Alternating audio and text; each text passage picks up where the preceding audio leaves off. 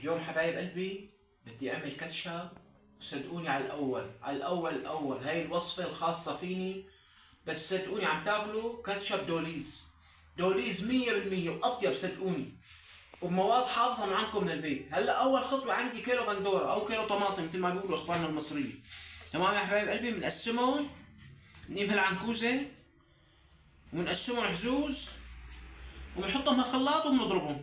وبعد ما اضربهم فرجيكم الخطوات الثانيه، بس صدقوني كاتشب على الاول، اذا ما على الاول لا تاخذوه. وهلا يا حبايب قلبي شوفت عينكم بعد ما طحنتهم وصفيتهم، ولازم تصفيهم بعد ما اطحنهم. تمام، بحطهم على الغاز لحتى يغلوا يا حبايب قلبي، ونبلش بقى معكم خطوه بخطوه شو بدي احط له. وهلا يا حبايب قلبي بعد ما طحنتهم وصفيتهم، ولازم صفيهم، حطيت لهم معلقه بابريكا صغيره ومعلقه ثوم صغيره، وهلا بحطهم على النار حتى يغلوا. وهلا يا حبايب قلبي بعد ما هيك شي انه يغلوا، شي انه راح يغلوا، حطيت لهم مثل ما قلت لكم ثوم بودره وشويه بابريكا. وصدقوني انا عم اعطيكم الوصفه اللي 100% يا حبايب قلبي، ما عم اعطيكم اطش ولحش من هون ومن هون، عم اعطيكم شغله على 24. صدقوني عندي نص معلقه ملح بكتها فوقهم، تمام، وعندي معلقه دبس بندوره بكتها فوقهم يا حبايب قلبي، ومنحرك. بس اللي بيعطي الكاتشب الطعمه الطيبه شو يا حبايب قلبي؟ شو اللي بيعطي الطعمه الطيبه للكاتشب والقوام الظريف، واللي بيروح منه مثل المواد الحافظه، اللي بيعطيه المواد الحافظه. هلا بالسوق بيحطوا له مواد حافظه، بس احنا ما راح نحط له مواد حافظه. عندنا ربع كاسه سكر بنكتها فوقهم، تمام حبايب قلبي، وعندي ربع كاسه خل قد السكرات الخلات قدهم. هاي تحفظوا للكاتشب، تحفظوا انه ما يخرب، بس انتم حطوه بالبراد افضل. نفس كميه السكر بنحط كميه خل وبنكتها فوقهم، ونخليهم يغلوا يا حبايب قلبي مشان كل النكهات تاخذ من بعضها. نخليهم يغلوا شغله ربع ساعه، بعدين فرجيكم الخطوه اللي بعدها. قلبي شايفين شلون صار قوامهم بعد ما حطينا كل المكونات وصار هيك قوامهم؟ شايفين؟ هلا بدنا نربطهم بنشا، معلقتين نشا ذوبناهم بمي، وبدهم ربط اجباري حبايب قلبي، بس احنا حطيناهم يغلوا شوي مع السكر مع الخل مشان كل المكونات تندمج ببعضها ويطلعوا شغله على 24. صدقوني على 24. هلا بنحط النشا شوي شوي وبنحرك كانه عم نطبخ لبن،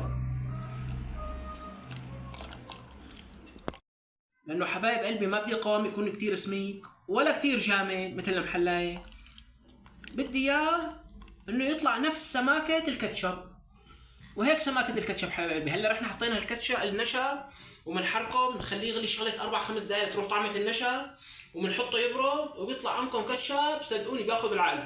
وحطينا له الخل رحنا منه وفي المواد الحافظه. وهلا يا حبايب قلبي شايفين القوام؟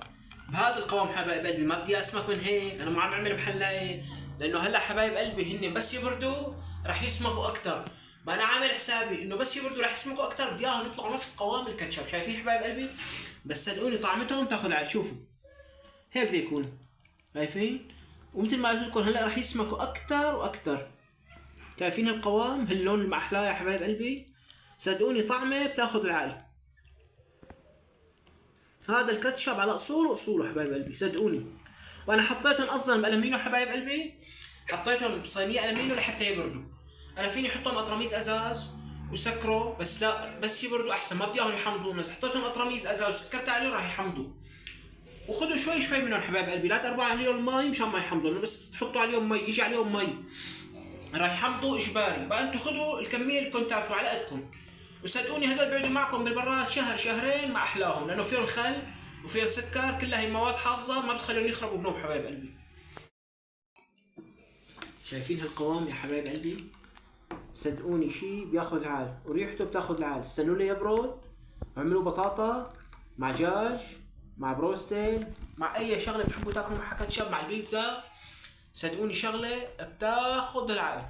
وعلى الاول اسمك من هيك حرام يا حبايب قلبي، هذا الكاتشب على اصوله.